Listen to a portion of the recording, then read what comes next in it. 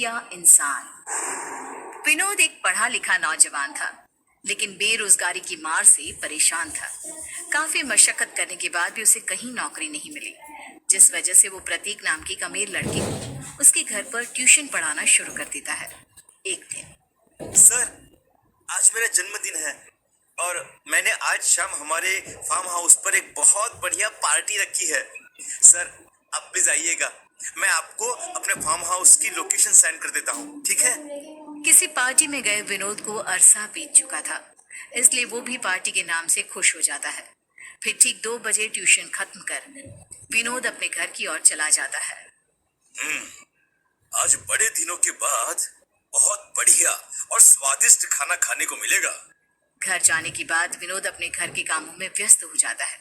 देखते ही देखते शाम हो जाती है। अरे, 6 बज गए। मुझे तो प्रतीक की बर्थडे पार्टी में जाना है। अभी निकलूंगा तो समय पर पहुंच जाऊंगा, वरना देर हो जाएगी। विनोद तैयार होकर घर से निकलता है और एक रिक्शे को रोककर उसे एड्रेस बताता है। हाँ ठीक है साहब, चल लेंगे। हाँ, पर पूरे 200 रुपए लूंगा। अरे बाप रे, 200 रुपए? अरे, ये तो बहुत ज्यादा है। मैं तुम्हें सिर्फ 50 दे सकता हूँ। मजाक कर रहे हो क्या साहब? अरे, इतनी दूर जाना है और सिर्फ 50 रुपए? चलिए ठीक है, 100 दे देना बस। विनोद चारों तरफ नजर घुमाकर देखता है। उसे दूर दूर तक कोई दूसरा रिक्शा दिखाई नहीं देता। अगर ये रिक्शा छूट गई तो क्या पता चलती कोई रिक्शा मिलेगी या नहीं। एक काम करता हूँ, इसी में चला जाता हूँ। विनोद रिक्शा में बैठ जाता है। ठंडी का मौसम था। जल्दबाजी में विनोद अपना जैकेट लाना भूल गया था। वो अपने हाथों को सिकोड़ कर बैठा था। तभी रिक्शा वाला एक बड़े से पेड़ के पास आकर रुक जाता है। अरे, क्या हुआ? तुमने अचानक रिक्शा क्यों रोक दी? अरे साहब, मैं इससे आगे नहीं जाऊंगा। क्यों? क्या हुआ? तुमने तो कहा था तुम मुझे मेरे बताए हुए पते पर पहुंचा दोगे। अब क्या परेशानी हो गई? अब वो साहब, लोगों का कहना है कि सामने वाले जंगल में कुछ बुरी शक्तियां रहती है और वहां इंसानों को अपना शिकार बनाती है। 2 महीने पहले इसी पेड़ पर एक जवान लड़की की लाश लटकी हुई मिली थी। उसके शरीर के कई हिस्से गायब थे। मेरी तो ये सोचकर ही रूह कांप जाती है। और और अब तो अंधेरा भी होने वाला है। मुझे माफ कर दीजिए साहब, मैं इससे आगे नहीं जा सकता। अरे भाई, ये तुम कैसी बातें कर रहे हो? तुम बीच सड़क पर मुझे छोड़कर चले जाओगे तो फिर मैं भला आगे कैसे जाऊंगा? देखो भाई, अगर तुम्हें ज्यादा पैसे चाहिए तो साफ साफ बोल दो, बेकार के बहाने मत बनाओ। अरे नहीं भाई साहब, नहीं नहीं, मैं कोई बहाना नहीं बना रहा, मैं सच बोल रहा हूँ। अरे, इससे आगे जाने की मेरी हिम्मत नहीं है। चाहो चाहो तो 100 रुपए भी आप रख लो, मुझे नहीं चाहिए पैसे, पर मुझे बख्श दो। मैं इससे आगे नहीं जा सकता, नहीं जा सकता मैं। इस तरह विनोद को बीच रास्ते में छोड़कर रिक्शा वाला वहां से वापस लौट जाता है। इन रिक्शा वालों पर तो भरोसा करना ही बेकार है। कोई बात नहीं, मैं पैदल ही आगे चला जाऊंगा। देखता हूँ, शायद कोई लिफ्ट देने वाला मिल जाए। विनोद जंगल के रास्ते आगे बढ़ने लगता है। देखते ही देखते चारों तरफ घनघोर अंधेरा छा जाता है। जंगल से तरह तरह की डरावनी आवाजें भी आ रही थी। उन आवाजों को सुन विनोद के दिमाग में रिक्शा वाले की कही गई बात घूमने लगती है। यहाँ चारों तरफ भयानक आवाज सुनाई दे रही है। कहीं कहीं उस रिक्शा वाले की बात सच तो नहीं? कमबख्त, यहाँ रास्ते में कोई दिखाई भी तो नहीं दे रहा जिससे मैं लिफ्ट लेकर आगे जा सकूं। इस तरह अपने आप से बात करता हुआ विनोद तेजी से अपने कदम बढ़ाने लगता है, लेकिन तभी अचानक उसका पैर एक बड़े पत्थर से टकरा जाता है, जिससे विनोद अपना संतुलन खोकर बगल में मौजूद ढलान की ओर जा गिरता है। वो झाड़ियों में लुढ़कता हुआ एक कटीले पेड़ के पास जा पहुंचता है। विनोद अपने आप को किसी तरह संभालते हुए उठ खड़ा होता है, लेकिन तभी उसकी नजर अपने सामने खड़े एक डरावनी भेड़िए पर पड़ती है। उस भेड़िए की सुर्ख डरावनी लाल आंखें देखकर विनोद के हाथ पैर ठंडे पड़ जाते हैं। हे भगवान, ये सब क्या हो रहा है?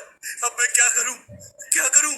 भेड़िया धीरे धीरे अपने कदम विनोद की ओर बढ़ाने लगता है। ये देखकर विनोद की सांस अटक जाती है और वो अपनी जान बचाने के लिए तेजी से वहां से भागता है। जिसे भागता देख भेड़िया भी उसका पीछा करने लगता है। थोड़ी देर के बाद भागता हुआ विनोद अचानक एक गड्ढे में जा गिरता है। बचाओ! बचाओ! बचाओ! अब भेड़िया जैसे ही विनोद पर हमला करने के लिए उस पर लपकता है तो विनोद तुरंत बगल में पड़े पत्थर को उठाकर भेड़िए के सर पर मार देता है और भेड़िया वहां से भाग जाता है।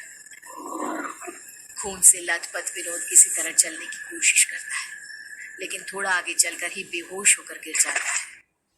सर, सर, अब कैसा महसूस कर रहे हैं आप? आपकी तबीयत तो ठीक है ना? शुक्र है कि मेरे फार्म हाउस के चौकीदार की नजर आप पर पड़ गई, वरना जंगल का कोई जंगली जानवर आपको मारकर खा जाता। खैर, अब आप आराम कीजिए, मैं चलता हूँ सर। इतना कहकर प्रतीक वहां से चला गया। दूसरी तरफ होश में आने के बाद विनोद के मन में अजीब सी बेचैनी होने लगी, पर वो दवाई लेकर सो जाता है। अचानक आधी रात को विनोद को बहुत ज्यादा घबराहट होने लगती है और वो अपने शरीर में कुछ अजीब व गरीब बदलाव महसूस करता है। ये अचानक मुझे इतनी गर्मी क्यों लग रही है? सांस लेने में भी इतनी दिक्कत क्यों हो रही है? नर्स, नर्स, अरे कोई है क्या? तभी एक नर्स तेजी से भागकर विनोद के पास आती है। क्या हुआ? क्यों शोर मचा रहे हो? देखिए मुझे बहुत घबराहट महसूस हो रही है। मेरा शरीर देखिए कितना तप रहा है, देखिए। नर्स विनोद के शरीर को छू कर देखती है। चिंता की कोई बात नहीं, ये दवाई खा लो, इसके बाद तुम्हें अच्छी नींद आएगी।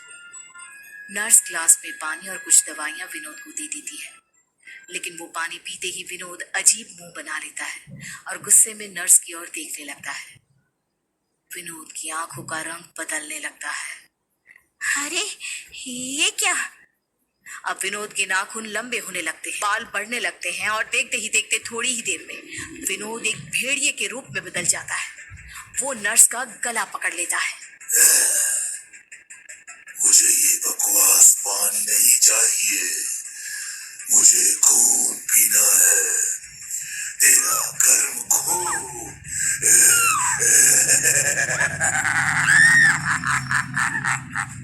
बचाओ, कोई बचाओ मुझे! नर्स अपने आप को विनोद से छुड़ाने की बहुत कोशिश करती है, लेकिन विनोद नर्स के गले में अपने नुकीले दांत घुसाकर उसका खून पीना शुरू कर देता है। बचाओ, कोई बचाओ मुझे, कोई मदद करो मेरी! नर्स की चीखें सुनकर अस्पताल के कुछ लोग भागते हुए वहां आते हैं, जिन्हें देख विनोद नर्स को वहीं छोड़ खिड़की का कांच तोड़कर बाहर भाग जाता है। विनोद को एक भेड़िए के रूप में देखकर अस्पताल के सभी लोग हक्के बक्के रह जाते हैं। क्या अभी यहाँ सच में एक इंसानी भेड़िया था? तो दीदी अरे कोई नर्स को उठाओ! अरे इन्हें डॉक्टर के पास ले चलो, फिर कुछ सोचते हैं, चलो जल्दी।